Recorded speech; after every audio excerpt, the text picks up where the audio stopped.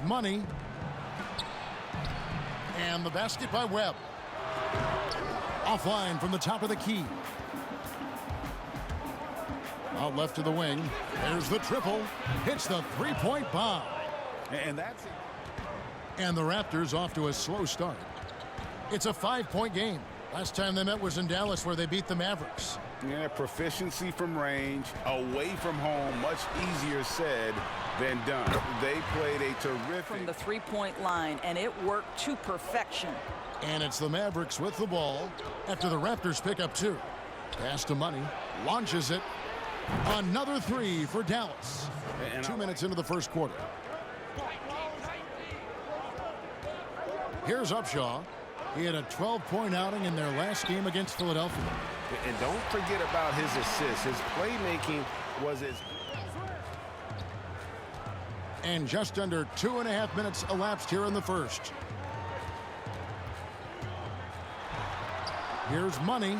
That one drops. Here's Upshaw after the Raptors pick up 2. 6 on the shot clock. And the layup falls. Side. Pass to Wolf. Right wing. Here's Blackwell. Buries the long-range jumper. He's trailed by 4. Here's Blackwell. And again, Toronto with the triple. That shot off. And it's the Raptors taking it the other way. Here's Mr. Fundamentals. He had an 18-point outing in the last game.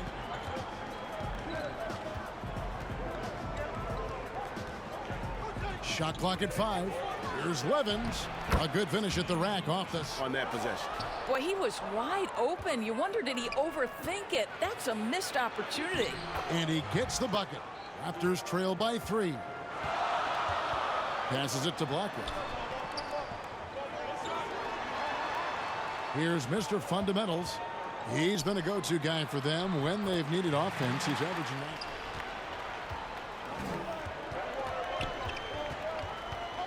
To the paint. Here's Money. He dents the rim with it. And here in the second quarter of action as we approach 4 minutes played. On the floor for Dallas. We've got Levens. Upshaw is out there with B. Then there's Webb. And it's Money in at the small forward position. And they pick good D by Webb. Here's Upshaw. And he lays it straight in. The year. Now let's see if they can maintain this momentum. Mr. Fundamentals passes to the monster. Wesley. And denied. He sends it right off the glass. And this has been an outstanding display on the boards, and it's a big part of why. Toronto with the rebound. Wesley's got his 5th rebound in this one. Nice 4 for 7 from the forward. Toronto grabs the miss. They defeated the Wizards in their last game.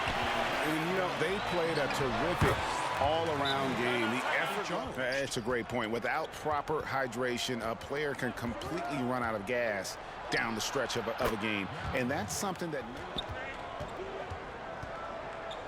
Here's Money. Down to 5 on the shot clock. Makes it off the glass. Has been all about this guy. He is trying to close the gap in the score. Here's Money. And that one is hammered home. Mr. Fundamentals. Here's Money. 6 to shoot. To the middle. Here's Lee. And he makes good on the layup. Lee's there's 1:54 left now here in the second. Here's Big Smooth. He's been quiet so far. Still no points in the game. Off target from 3-point range. He couldn't believe how open he was. He just couldn't convert it. Here's Hendricks. And that one drops for him. 1:12 left in the first half of basketball. Here's Money. He's got 16. And Lee with the stuff.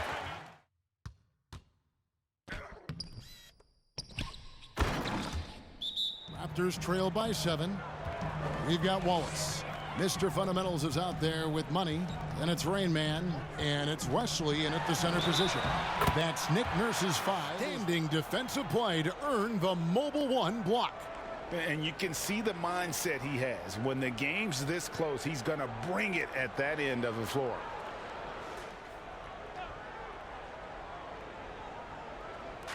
Raptors on defense. To the inside. Nice pass. Nice catch. Here's Mr. Fundamentals. And the pass to Wolf. And the shot is good. Get him some good looks into the paint. Get into the heart of the defense. Beautiful.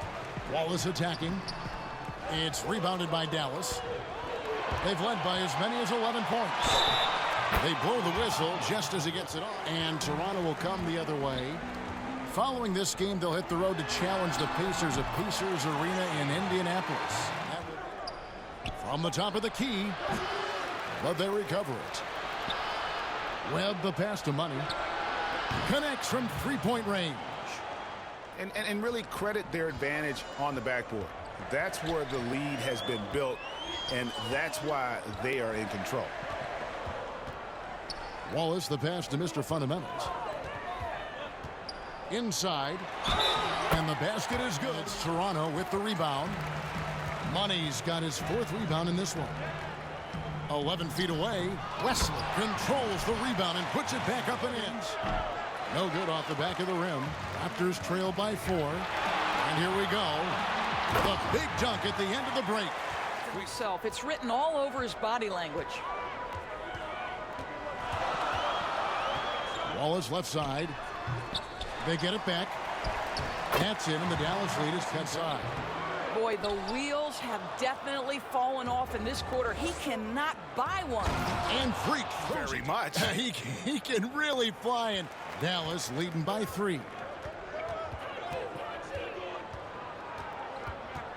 Baller passes to Rainman.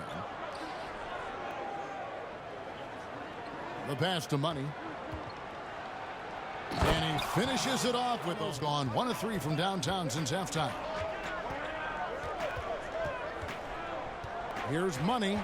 He's got 27. The teardrop falls in.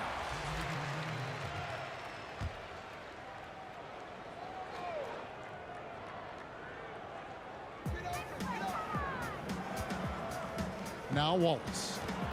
To the paint. Here's Wesley. And the call. Has not been his finest hour, but give your teammates some credit for doing the job of stepping in. On the court for the Mavericks.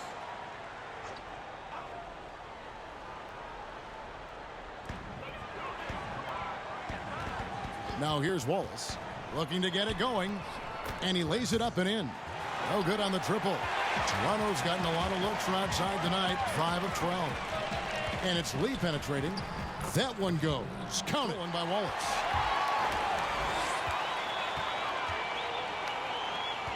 Feeds it to Warren. Good ball movement here by the Raptors. That one goes in. And that's now 7.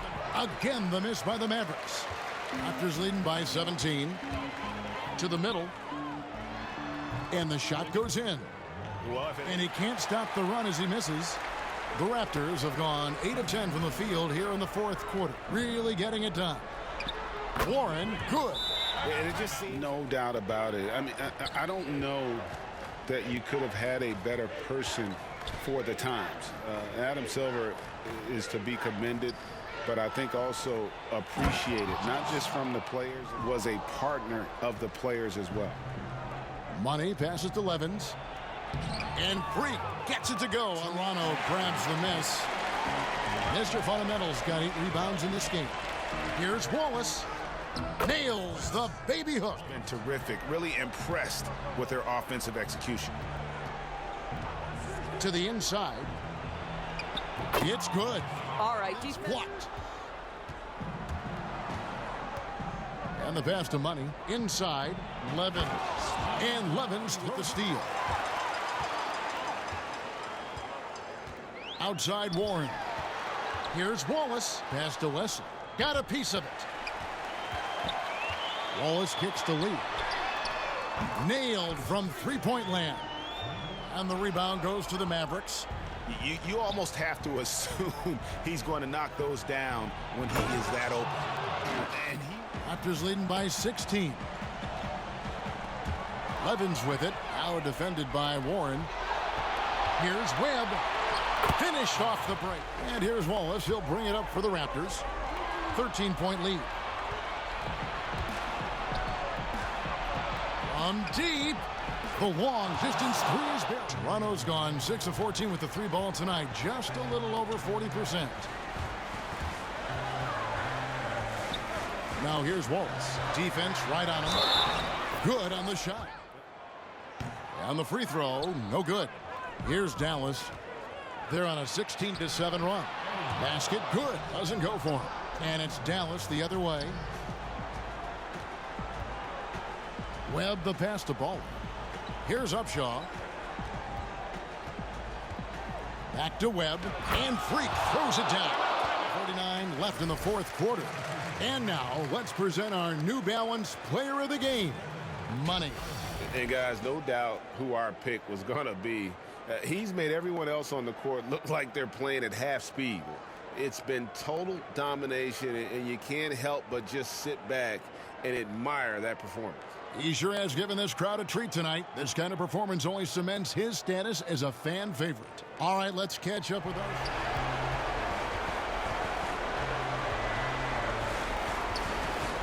We've got 1:08 left in the fourth quarter. Lee kicks to West. An easy 2 points on the way. Running through the paces as it appears it'll be a nice win here for the Raptors. Yeah, this has got to be one of the most rewarding wins To be at their best. And so they'll stretch their victory total to 19 on the season. It's desperation time for them. I'll tell you, you need absolute perfection on every possession. That's what it's going to take here. Here's Webb. Pass to Ivy. For the three.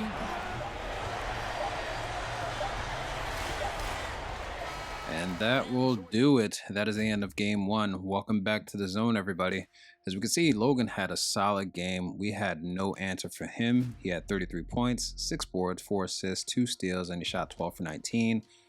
Guy Blackwell had 25 points, which was crazy to me. He had 5 boards, shot 7 for 13, super efficient, super offensive, as well as Franklin Lee. It was enough to where I was like, can this guy really shoot that well? And his 3-point rating is 87 or above, and he shot for 20 points. Whereas on the Mavs side, Chase actually scored 35 points, and a lot of the points came in towards the third and the fourth quarter.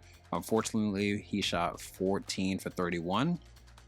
Duncan Webb, he had 21 points, had 10 rebounds, had 5 assists, 3 steals, and shot 9 for 17.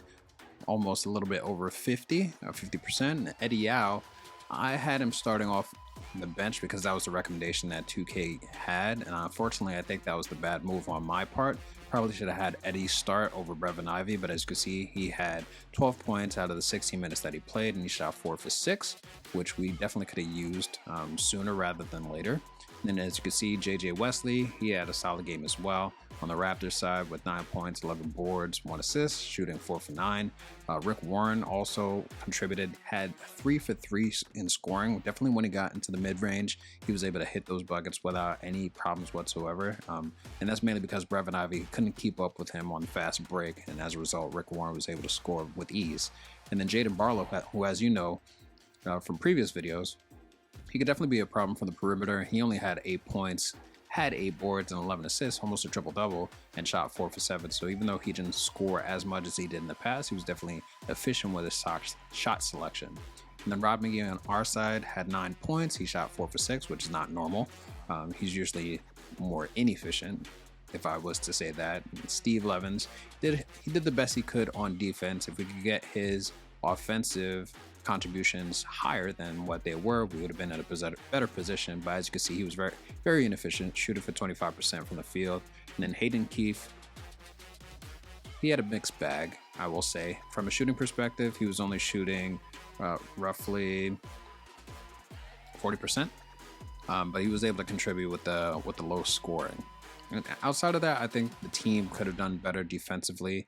We definitely suffered on the fast break, getting back on defense, and the Raptors simply capitalized on that. And then on my part, I will say that as playing with Chase, I'm still trying to figure out his shot.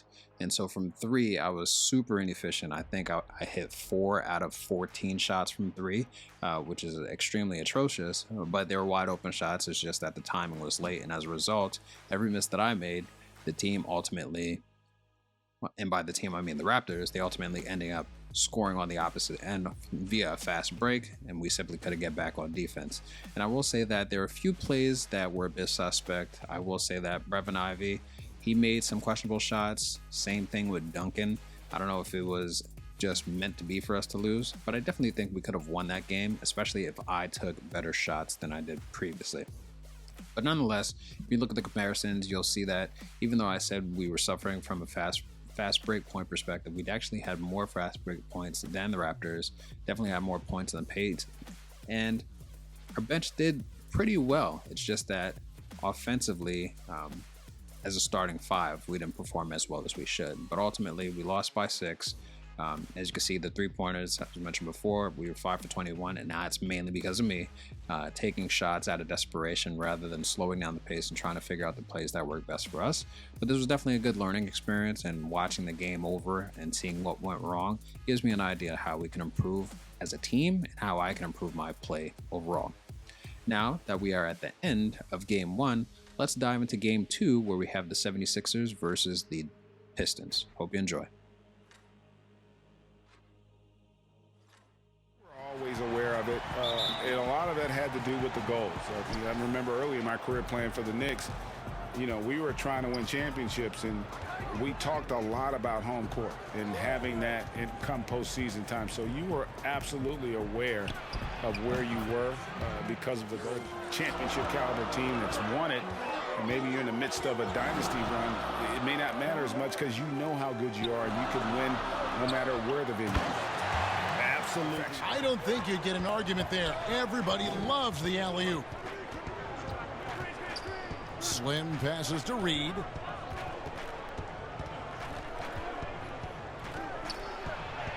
And it's in there. Reed's got it. And now just over a minute played here in the first. Landry gets the bucket.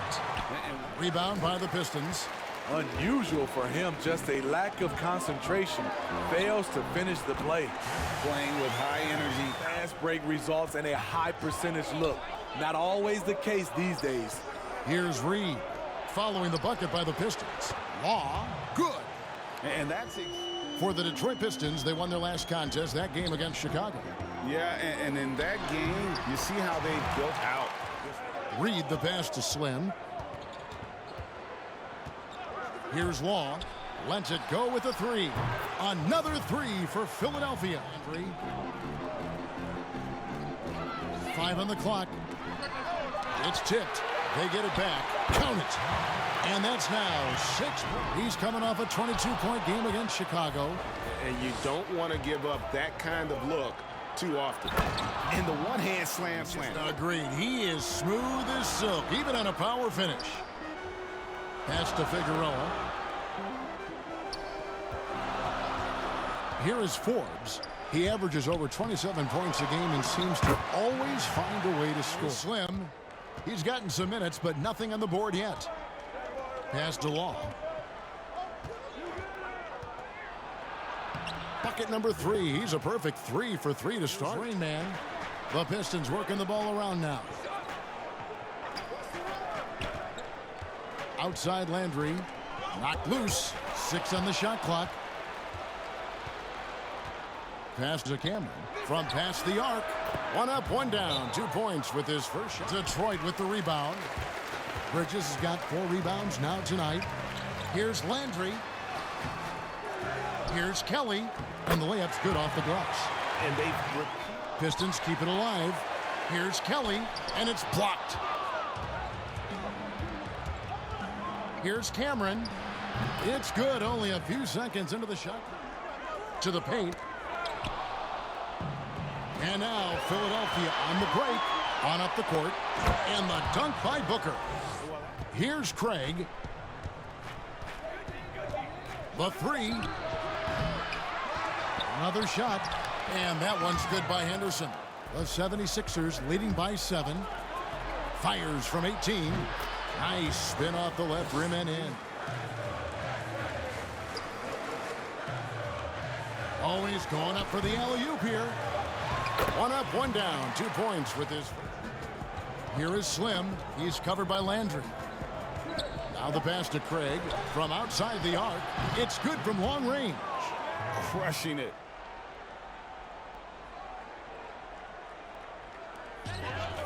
Payton outside. Pass to Kelly. Here's Gregory, and he stuffs it. What a pass to set him up. Movement by Detroit. Here is Forbes to the left side wing. Lock at 6. Kelly.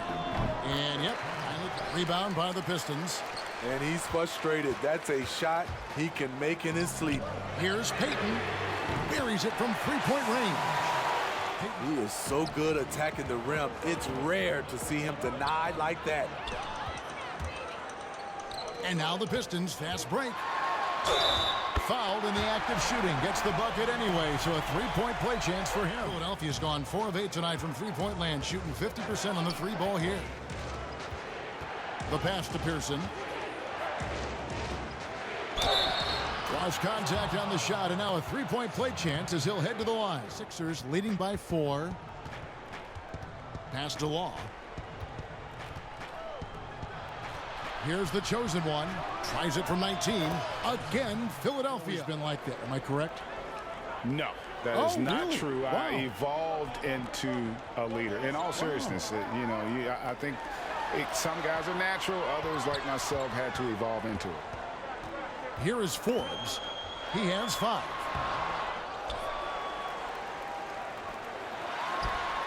And he hits the jumper for 2. Surprising to see the huge edge they have in rebounds, given what the scoreboard says. Here's Pearson. Boom, he jams it straight down. Pass to Pearson. Yep, that one goes. Pass to Forbes.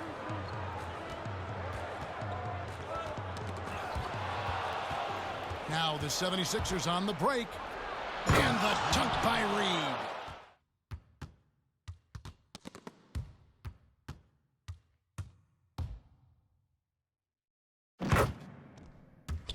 You want your bigs playing big.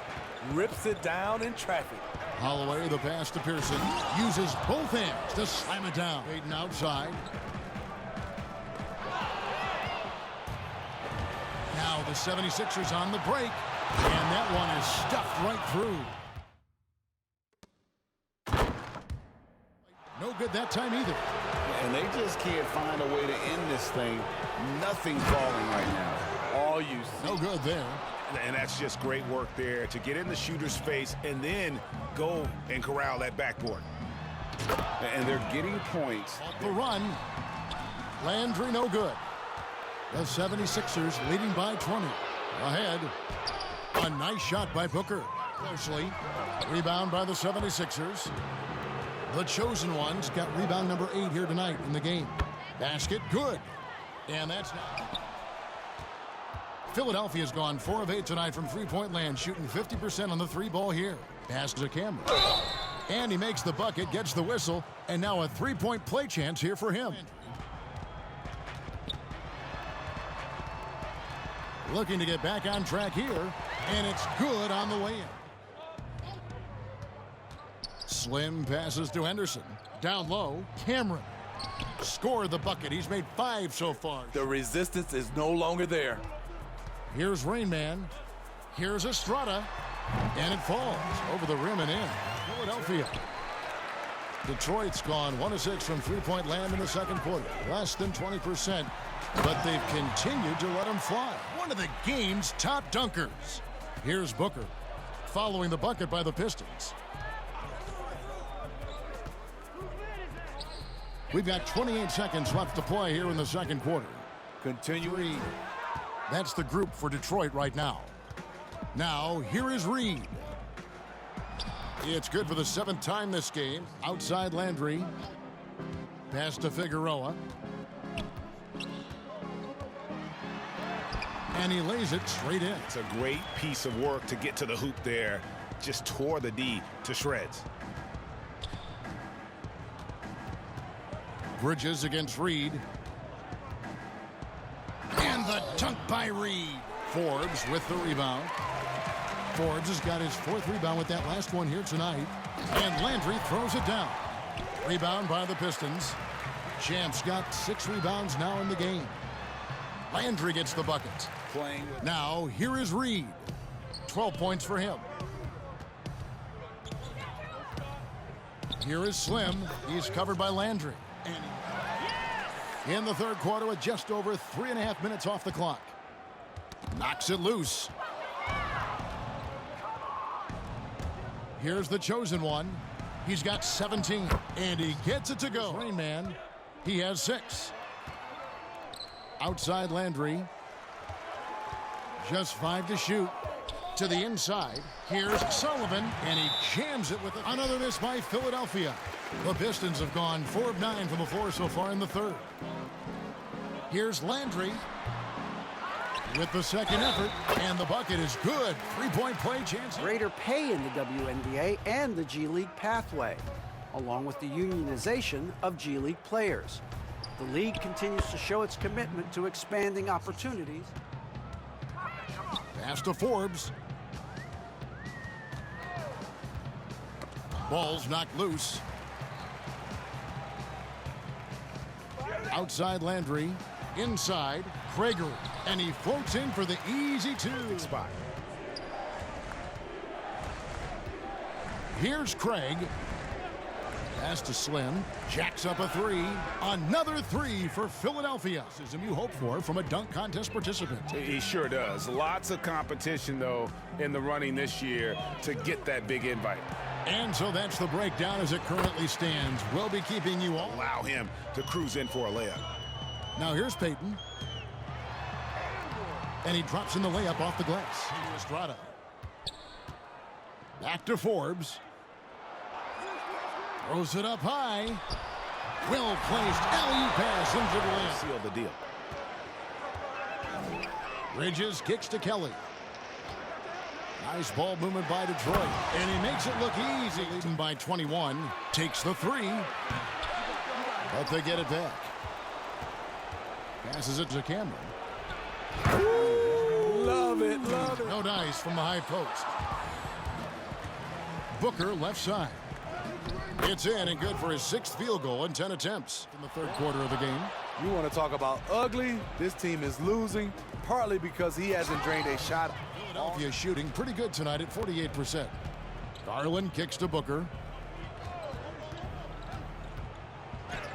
Looks good, is good. Just over a minute play. That one doesn't drop. Booker with no one around. A 3-pointer is right on target. He's trying to react, but to no avail. You know what? They talked about this at halftime, and they're doing a better job of creating space. Misses in close. For Detroit, they've gone 1 of 4 since the end of the third quarter. And that one's good, Henry. Most decorated that the Hall of Fame has ever seen. And Greg, you've gotten a bird's eye view. You've gotten a front court view. You've had a chance to be alongside. Lions the pass to Sosa. Here's Gregory. Here's Henry. Hickson covering. To end the run. And that one's good, Henry. Pass to Guerrero. To the left wing. Now Henry.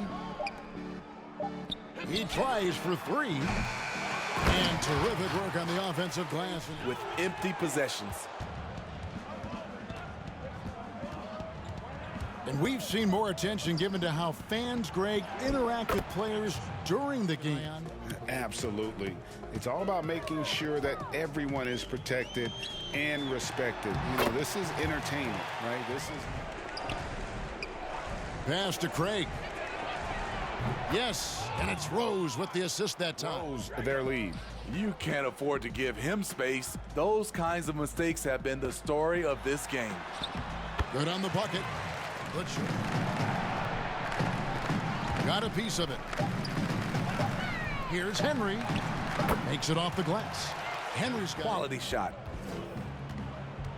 the feed to Garland. A slam dunk by Garland. Body him up down low. And you have other methods as well. You could deny or you can just front the post. Great. To the inside. Here's Henry. It's in, and he's a very efficient 5 for 6. So neither attempt will fall that time for him.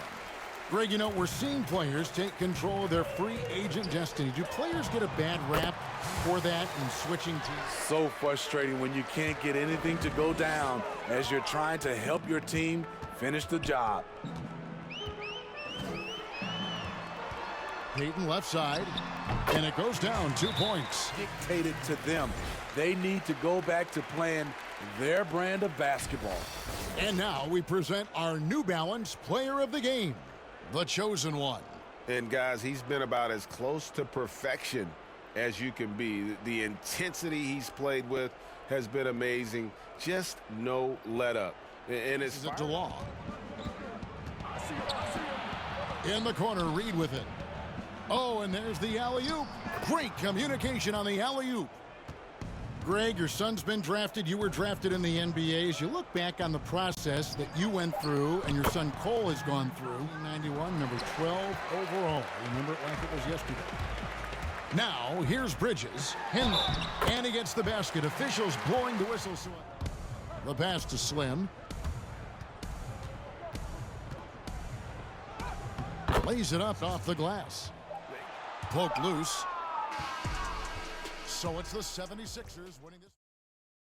Now, I know nobody wants to actually watch a blowout because it tends to be boring, right? But I did want to highlight this game because, as you can see on the Pistons side, we have Karan Henry, who led the team in scoring with 13 points. Now, granted, it is not a lot in the grand scheme of things, but Karan is actually the third string. His overall is a 63. So for him to come off the bench and to be the highest scorer says a lot and kind of indicates why the Pistons are struggling as they are. But for the 13 minutes that he was on the court, he had 13 points and he shot 6 for 7, all in the paint. But still, there were points that the team needed. Darryl Landry, as I said it before, I'll say it again. I think he's probably the biggest liability on the team. He shot 5 for 16. He had 12 points. He played for 27 minutes, followed by Trent Sullivan, who had 11 points, 11 boards, shot 4 for 7. Now, on the 76ers side, as you can see, they're still the dominant team. I'm still flabbergasted as to why they are as low as they are in the rankings on the East. But Dean Pearson had a solid game with 25 points, 15 boards, followed by Clarence Booker at 18 and 3, Randall Cameron, who had 16 and 9. And then you have Shannon, Tarsuski, Angel Reed, and Wes Law, who are the dominant players on the team. They really had low points, with Shannon shooting 5 for 14, Angel shooting 5 for 14, and West shooting 3 for 7. So I think they took this game off considering the pedigree that they were going against. Maybe it's true, maybe it's not, but that's how I took it, because this is not how they normally play. When it comes to going back to the Pistons, you see that Shane Kelly shot 50% on the field. He had 8 points, 6 boards, an assist, 2 blocks, and a steal. I think he is one of those individuals on the team that should get more touches and do more work in the paint. Manuel Figueroa, he shot poorly today. I don't know what was going on with him. And Quinn Forbes also shot very poorly, shooting 3 for 13 and had 7 points apiece between the two of them. So overall, I'm not surprised that the game went the way it did. I was just happy to see different plays than we normally get to see, because ultimately I'm on the lookout to see who would be some good role players for one of my 3 teams, because towards the end of this season, what is going to occur is that everybody's going to be a free agency, so every team is going to be rebuilding. So this would be a great opportunity for us to identify players that may be useful coming off the bench to ultimately help us get some wins. Now, looking at the box score, this was a clear-cut win for the 76ers, although I will admit that the bench played a lot better than the starting 5 on the Pistons. So as you can see, that from a bench point perspective, the Pistons bench was only off by 4 points compared to the 76ers bench. But otherwise, everything else was pretty much a 76er landslide. And I think that if the coach is willing to make some changes when it comes to the Pistons, they may be able to get in better positioning towards the end of the season. But at this point, they probably will not be in contention if they continue to play the way they are now. Now, I will say in-game play is totally different from sim play, so anything's possible within the FBL, as we've witnessed over the past couple of weeks. But I do want to see the 76ers get up in the rankings so that they could get into the playoffs, because I think that's when we'll see a lot of interesting play towards the end of the season. So with that being said, let's get into our final game, which is going to be the Spurs versus the Grizzlies. Hope you enjoy. So Mac will bring it up for the Spurs. Last time they met was in San Antonio. And the last meeting of these two teams, they were really sharp defensively. When the bench steps up, it takes pressure off the starters, and they stepped up big in that game. Great positioning on the putback. 11 feet away, and he jams it after taking the nice feed on the run. First quarter of ball, almost 2.5 minutes in. Offensive rebound, Ramirez. Banked in off the glass. Crazy to miss a wide open three like that. Now here's Matt. And he takes that one up and powers it. The Grizzlies with another miss. With the D playing soft off him, he might have been better off taking it to the hoop instead of settling for the jump. And there it is. In the paint. If you play off of him, then that's just 2 easy points. So it's the Grizzlies now after the basket by San Antonio. And a strong finish with 2 hands. He expects to dominate. Here's Unseld. Scoring-wise, he's definitely making his mark. Right now, he's averaging about 19 points a game. It's good. And the combination. O'Neal inside, guarded by Price. They get it back. Cannon. And the rejection by Cousins. Good work there as it goes. Pass to Madison. And they call the foul, so a chance at the line.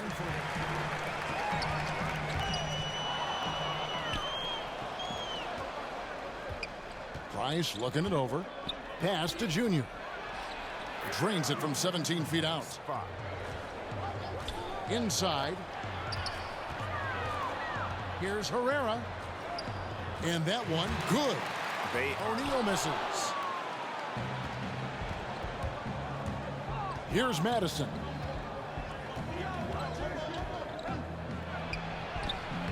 The putback, Junior on the follow. And stolen by Fisher. And the Spurs pushing it up now.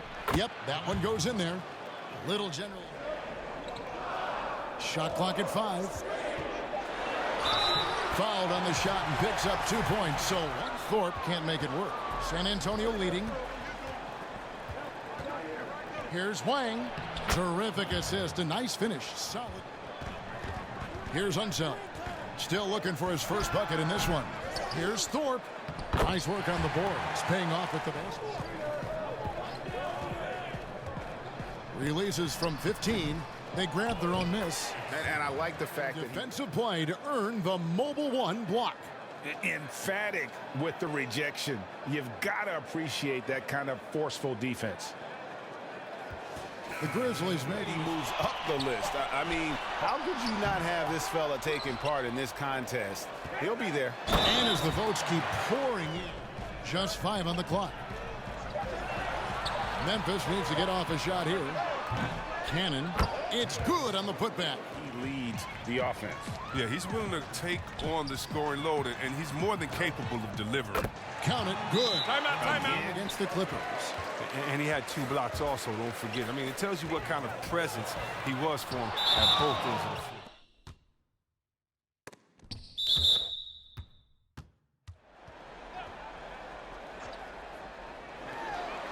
Passes to O'Neal.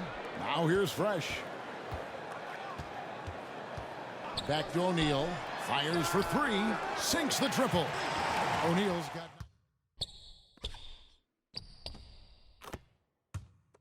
He shoots a very high percentage from 3-point range, and there's no hand in his face. Madison, and down it goes. Passes it to Herrera. They need this one. He knocks it down, but wait a minute. The officials are getting together. They may... Yeah, and at this point of the game, you know, some might say, hey, can't we just skip the replay this time around? But you just never know.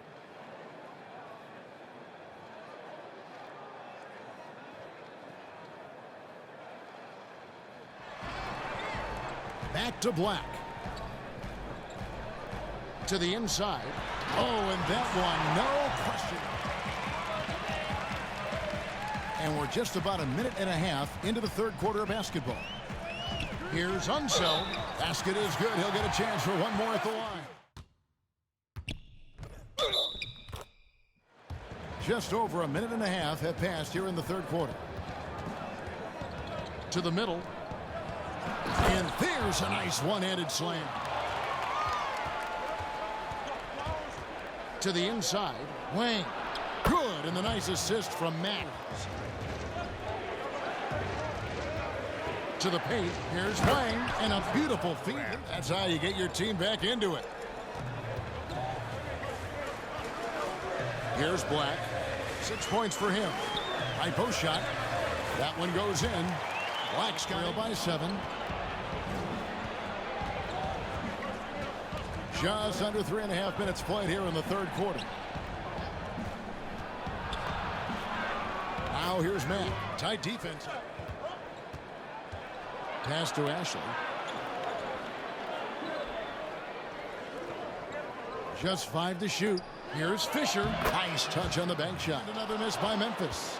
His touch has been off tonight, and now his judgment is off too. I mean, come on. It's not a smart shot.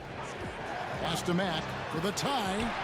Basket number 5 goes in. He's now 5.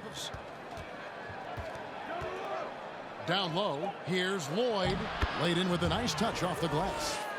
And the pass to Randall. Memphis moving that ball around. Lets the 3 fly. Hits it from 3-point range. That's the guy you don't want to give an open 3 to. Junior dishes to Fisher. Lloyd the pass to Wang. Over Thorpe. Again the Spurs good for 2. This game has come to life. They're out there battling now. We didn't see this in the first half. Here's Unseld. Here's O'Neal. And again it's Memphis with the 3. Price with the ball. Second chance shot, and Cousins puts it back in. Out is a chore. A tough one. Here's Unseld. The putback controls the rebound. Then get the putback. Passes it to Lloyd. Cousins with it. Here's Wang. And again, it's this. Oh, here is O'Neal. 12 points for him. Passes to Unseld. Inside. Deflects the pass. And yes, it's good. Cousins, no good. Memphis leading by 3. And the basket by Unseld. Really leaning on that 3-point shot in the first half. Seeming like they're just getting away from it here in the second. More of the shots coming from the interior. Now here's Price. Count the bucket, and he's got. Here's Unseld. He's got 5. Here's the teardrop. Good. On the chance to tie. The Grizzlies shooting right around 41% from the field in quarter 3. And O'Neal gets it to go. Passes it to Matt. This one for 3. It's rebounded by Memphis. They've led by as many as 11 points. Pass to Fresh. And the basket is good, and he's got it.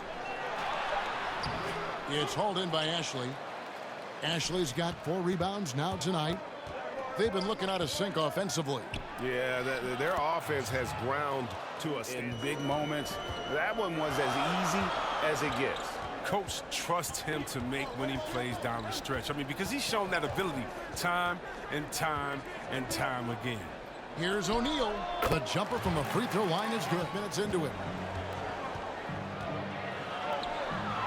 Here's Ashley. Here's Mack.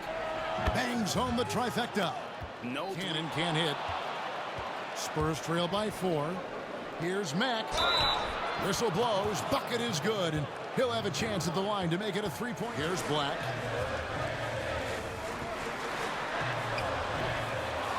Here's Ramirez. That's good. He's 5 for 9.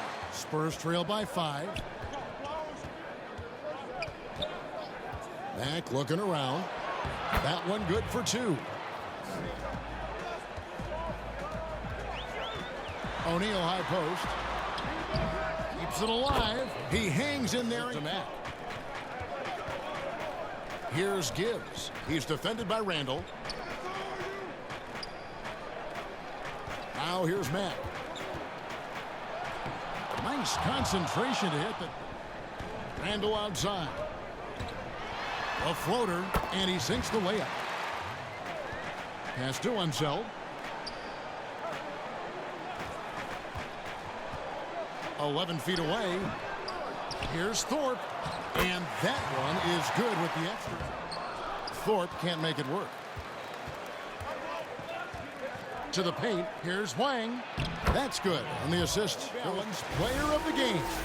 Fresh. And he's put on a terrific show of skill in the paint. And that soft touch down low. It's all added up to one dominant performance for the big fella. Let's go now to the sideline and catch up with David Aldridge. Thanks, Kevin. Well, Coach Taylor. Wide left. And since halftime, he has just been ice cold. Just can't seem to get anything to go his way. Nice ball movement by San Antonio. Mack, good. It really does to the rim that well with the pass. Here's Unseld. To the middle. Here's Sharp. Nice pass. Right into the right. The pass to Ashley. Lets it go from 14. Wang. That's a basket. His 8th. Oh, yeah, that is a huge play. It looked like they had to stop until he came to the rescue. And the basket by Unseld. Here's Little General. Here's Unseld from 13 feet. It goes down. Easy tickets. To the right side. Here's Mack. Right through the D for the layup to play in the final quarter. Here's Black. Up again. Controls the rebound and puts an add up. Gibbs passes to Fisher. Here's Gibbs. To the inside. Good! What a beautiful shot. He's covered by Matt. Sharp. It's deflected. And now running it up the court. Matt pushing it up. It falls! And yeah, he approached that one with total confidence. He has what it takes to come through in the clutch. Yes! Timeout. And they've got to find. Most important thing is to make whatever you take. Grizzlies making a switch here. Pereira's checked in. Here's Gibbs. Pass to Wang. Over Fresh. Good! And that shot. And that's an intentional. Good on the first, and that will put them up by 2. And so both free throws are good. And it's a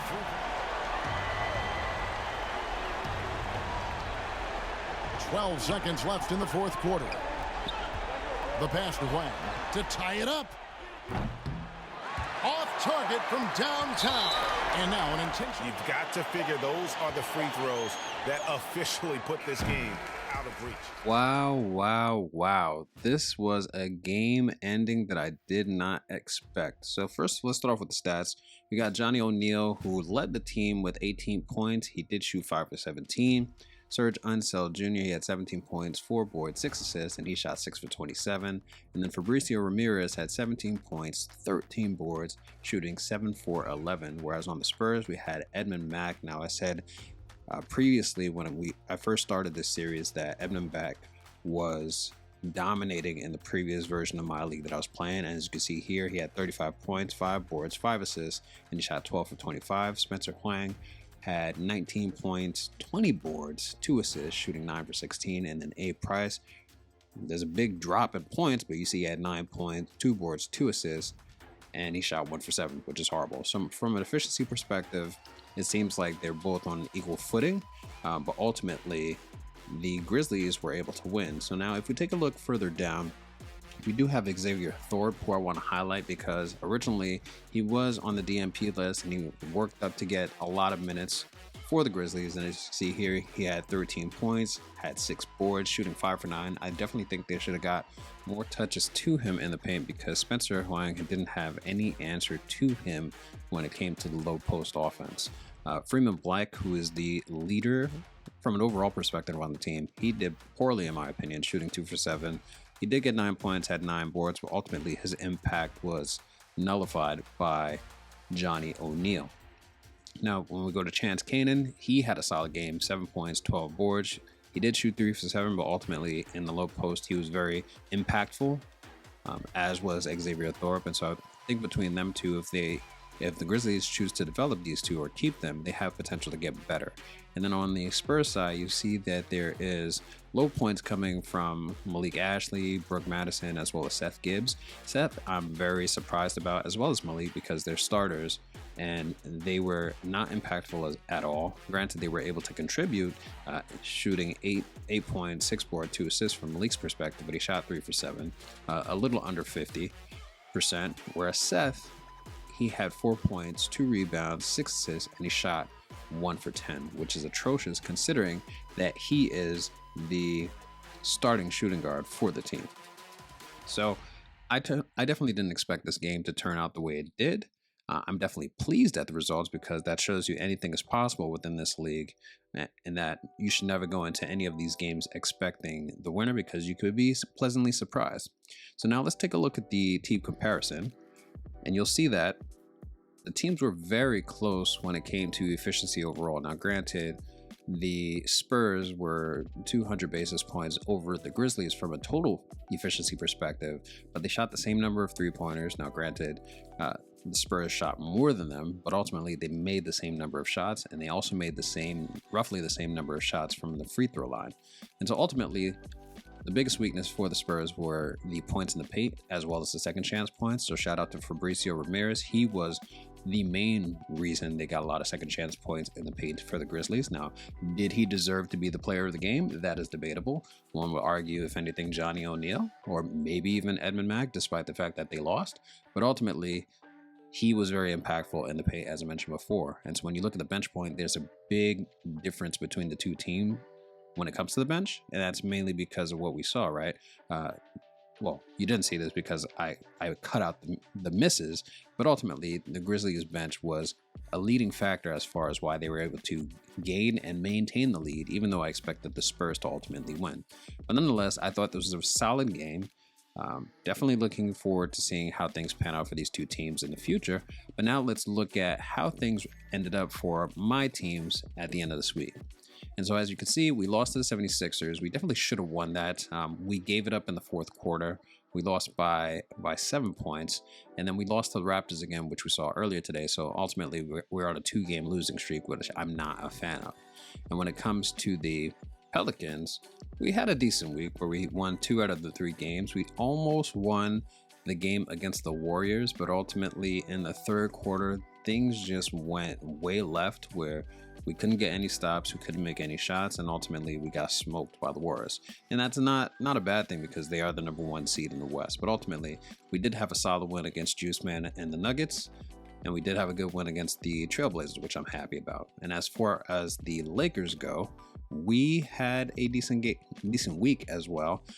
The only game I'm upset about is really the Bucks game. We definitely should have won that, and it was the consensus for our team to win that. But ultimately, the team sold in the third and the fourth quarter, and we weren't able to get any stops whatsoever. Couldn't make any shots as well. So ultimately, we lost that game, and so we finished our week 2-1, or 2 out of 3 for the week. Now let's take a look at the Western Conference standings, and you'll see that there have been some changes from the previous week. And so as I just said, the Warriors are now the 1 seed. They're currently on a 9-game win streak, and the most notable win they had was against the Timberwolves in a really close game, and they were able to overcome. We, as the Lakers, fell down 1 slot down to the 2 seed. We were on a 6-game win streak that was ended by the Bucks, but ultimately we lost against the Warriors, which kind of reduced our footing since we were tied at the end of last week. The Spurs actually jumped up 2 slots to the 3rd seed, and as you saw, they lost to the Grizzlies, not beat the Grizzlies, but they lost to the Grizzlies, but they did win 2 out of the 3 games this week with the surprising loss to the Grizzlies. The Suns stayed at the same slot. The Kings actually jumped up 2 slots to the 5th seed, and they're currently on a 3-game win streak after beating the Pacers, the Grizzlies, as well as the Rockets. The Mavs, we fell down 3 slots down to the 6th seed, and that's because We lost those 2 games, which we should not have lost, but unfortunately we did, and that's the result of why we fell down 3. The Timberwolves fell down a slot down to 7, and that is because they only won 1 out of the 3 games that they had this week. They lost to the Trailblazers as well as the Warriors, but they did win against the Nuggets. And then for 8, 9, and 10, you'll see that the Jazz, Rockets, Thunder, they are still in the same slot. The Jazz pretty much struggled on their Eastern road trip, but they did win against the Hawks, but lost to the Hornets and the Heat, which is a real reason why they stayed at the 8th seed, as they were last week. The Rockets were on a 3-game win streak that came to an end by the Kings, and they lost to the Warriors as well. And then the Thunder, they won both of the games that they had this week, with notable wins against the Suns winning by 19 points, which is incredible because the Suns, it's not a team to sneeze at. They got a lot of shooters as well as playmakers, and they have good defense, which is really incredible that the Thunder were able to come out on top, considering the Suns are the 4th seed. And so when we get down to the Pelicans, they moved up the slot to the 11th seed. With Axe coming back from his injury against the Trailblazers, it really helped solidify our win, which we won by 25 points. And then we also won against the Nuggets, which was also huge because that helped push us upwards into contention. We do need to have a stronger slate of wins to actually get into the playoffs, but we're slowly moving in the right direction. Now the Nuggets they fell down a slot because they're on a 4-game losing streak with a notable loss against us Pelicans. The Grizzlies won 1 out of 3 games this week with the win against the Spurs, and they're solid at 13. And then the Trailblazers finally ended their 3-game losing streak by beating the Magic. They had a 12-point win against the Timberwolves, but fell against the Pelicans. And then finally, the Clippers are still at the bottom of the pack. Even though they beat the Raptors back on December 12th, the team has been on a 7-game losing streak, which is not surprising at all. Now, let us take a look at the Eastern Conference to see what's going on. And what's still standard is that the Knicks are on top and dominating the Eastern Conference. They're currently on a 6-game win streak since their loss to the Warriors. And the Nuggets actually came close to beating the Knicks, but the Knicks eked out a 9-point win against the Nuggets. They also blew out the Bucks by 57 points, and they blew out the Wizards by 56 points. So kudos to the Knicks for remaining strong in the East and doing what they do best. Now, the Celtics actually jumped up 2 slots to the 2 seed, and they're actually on a 3-game win streak with solid wins against the Hornets and the Raptors. Austin Carney has been the leading factor behind their wins. In the game against the Hornets, he had 27 points, and the game against the Raptors, he had 36 points. And he also had a resounding 48 points against the Pistons for a career high during the week. The Hornets fell a slot. They're now the 3 seed, and they're on a 7-game winning streak that came to an end at the hands of the Celtics despite Hendricks' 30 points. And a fun fact, Hendricks has had 30 plus points in 6 out of the 7 last games that he's played. So kudos to Hendricks. I knew he was a threat. We didn't see that initially from a stat perspective, but now he's getting into his groove and really helping solidify the Hornets' stake in the East. And then the Raptors, we see they actually bumped up a slot, moving up to the 4th seed. They won 3 out of the 4 games they had this week, and their 3-game win streak came to an end at the hands of the Celtics as well. So you see Celtics is collecting heads at this point and ending a lot of win streaks. The Bucks are now the 5th seed. They won 3 out of the last 4 games with a notable win against the Lakers, which I'm bitter about, and the 76ers, although the win against the 76ers was by 2 points. So I really think the 76ers should have won that game or could have won that game, but I'm not too sure what actually happened since I didn't watch it. The Hawks are now the 6th seed, and they ended their 3-game losing streak against the Knicks, followed by a win against the Cavs. The Bulls are the 7th seed, and they lost both their games against the Pistons and the Magic this week, and lost to the Pistons by 3 and the Magic by 2, which is rather surprising. So if anything, they could have won those games. The 76ers are the 8th seed. The Magic, they were on a 4-game losing streak, which was ended by a 2-point win by the Bulls, with EJ Flores continuing to dominate the team, scoring an average of 31 points over the past 3 games. The Heat are the 10th seed, and they went 1-1 this week with a 25-point win against the Jazz and a 9-point loss against the Knicks, which is really good, considering how dominant the Knicks have been. So After them, we have the Pistons. They went 1-2 with the notable win against the Bulls, but lost to the 76ers and the Celtics. The Pacers are now on a 7-game losing streak, losing to the Kings, Bucks, and Raptors this week by 19 points or more. The Wizards are 13, currently on a 4-game losing streak with a 56-point loss to the Knicks, as I mentioned before. The Cavs are 14th. They're 1-1 this week, losing to the Hawks, but beating the Grizzlies, considering the Grizzlies just beat the Spurs. And then the Nets are on a 3-game losing streak after beating the 76ers last week, which is rather surprising. Now, from time to time, I do check out the social media posts to see what's going on in the league, and I will say that I was a bit pleased from what I saw. So first and foremost, Stephen Lee had a new single game record for the Pelicans, having 27 boards in one night. And so if you take a look at what that stat is, it looks like he actually outboarded Anthony Davis's record by 1 rebound in a single game. And Deion King had a solid outing against the Clippers, getting a career high of 18 boards in a single game, and he also had 28 points, shooting 12 for 20 from the field. So kudos to Deion King. And Kenji Hall had a career high of 42 points in a single game. He also had 16 boards, 9 assists, shot 12 for 24 from the field, and had 7 for 11 rebounds. So solid outing to Kenji. And big shout out to Lionel Kellogg as well as Omar Abdul-Rauf.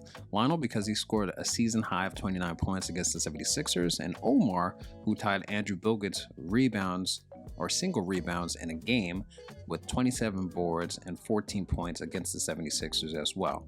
And then finally, I want to highlight Johnny O'Neal, who had his season high against the Spurs and led the team in scoring against the Spurs, as we just saw, with the 18 points in a single game. Now, before we wrap up this vid, I do want to highlight some of the award races. So right now, Theo Payne is at the top of the charts for MVP, followed by Spencer Wang, Kenji Hall, Michael Terry, and Shea Honeycutt. So we got 2 Knicks that are on the list for MVP. And when it comes to the Rookie of the Year, we have Kenji Hall at the top of the ranks. It previously was Bayou James, but now it has swung over to Kenji's favor, mainly because, as you know, the Cavs have been struggling and the Warriors are on a 9-game win streak.